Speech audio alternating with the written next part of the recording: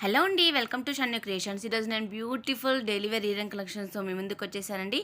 3-4 grams and 2-3 గ్రామ్స్‌లో తీసుకొచ్చేసాను. చాలా light weight collection అండి.